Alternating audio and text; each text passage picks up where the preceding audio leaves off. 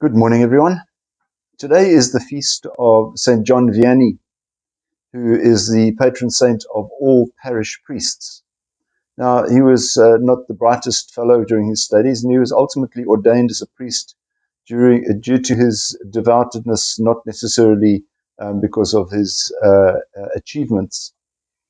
He was posted to a small town of Ars, A-R-S, which is about 40 kilometers north of Lyon in France.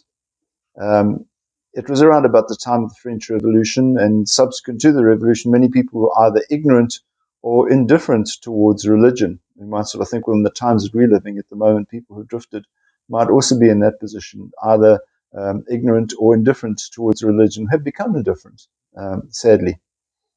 And within that context, Sundays were not considered to be holy days.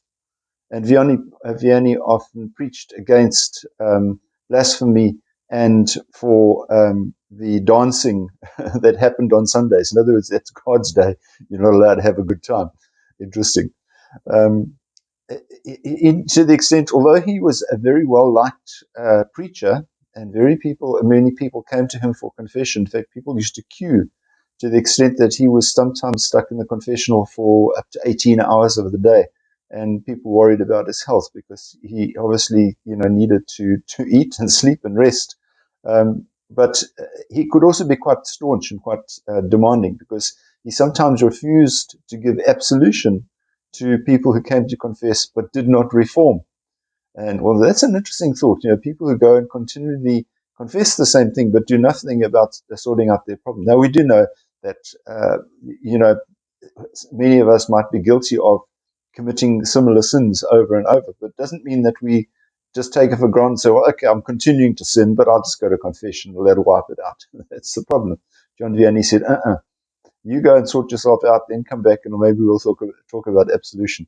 I'm not sure if that's entirely kosher for priests, but anyway, that's how he was. He was, as I say, a very noted preacher and confessor. His body still lies in state in a glass casket. If you go to Ars, to the church where he used to work, he still lies there, and his body is incorrupt. In other words, it is not decomposing. Many people say, well, that can't decompose when it's covered with so much wax. Well, I'm not sure about him. I know that many of those who are considered to be incorrupt are covered with wax. And you wonder how much of the original body is still left there. But in the case of John Vianney, he looks pretty normal in his longevity since his death. So today we pray especially for parish priests, because there are many challenges they go through and difficulties, and we are grateful that we have a parish priest. We have an assistant parish priest as well, but many parishes don't, and so therefore we pray for vocations to the priesthood today. God bless, and we'll see you again. Bye-bye.